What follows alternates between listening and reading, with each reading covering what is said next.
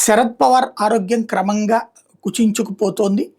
భవిష్యత్ కార్యాచరణ ఏంటో అర్థం కావట్లేదు. మొన్నటిదాకా ఎవరైతే వాళ్ళ కుటుంబానికే సంబంధించినటువంటి సొంత కూతుర్ని హైప్ ఇద్దామని చెప్పేసి ఇటు అజిత్ పవార్ని పక్కన పెట్టాడు. అజిత్ పవార్ 2-3 సార్లు తల ఒగ్గినా సరే అతన్ని దెబ్బ కొట్టి తన కూతుర్ని పైకి తెచ్చుకోవాలనుకున్నాడు. మన పార్లమెంట్ ఎన్నికల సందర్భంలో అది ప్రయోజనం చేకూరింది. అదే సందర్భంలో అసెంబ్లీ ఎన్నికలకి దెబ్బతినేసినటువంటి పరిస్థితి. ఇక ఇప్పుడు ఇంకొక 4 ఏళ్ల పాటు పార్టీని నడపడం ఇదంతా వర్కౌట్ కాదు.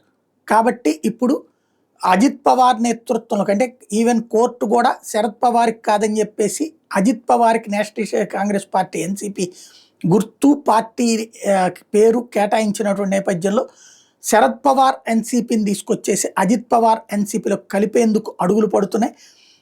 10వ తారీఖు ఈ నెల 10వ తారీఖున ఎన్సీపీ ఎస్పీ మెర్జ్ అయ్యేటటువంటి అవకాశం ఉందని మహారాష్ట్రలో వినబడుతోంది.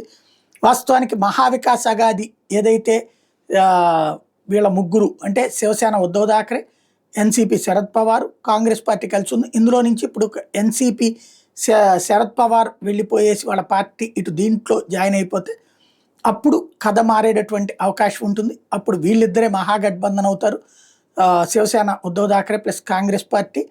ఎట్ ద సేమ్ టైం ఇటు వీళ్ళది ఈ ముగ్గురే గతంలో నుంచి ఉన్నటువంటి శివసేన సంబంధించినటువంటి ఎవరైతే మాజీ ముఖ్యమంత్రికి సంబంధించినటువంటిది, అట్లాగే ఇటు అజిత్ పవారు, ఇటు భారతీయ జనతా పార్టీ.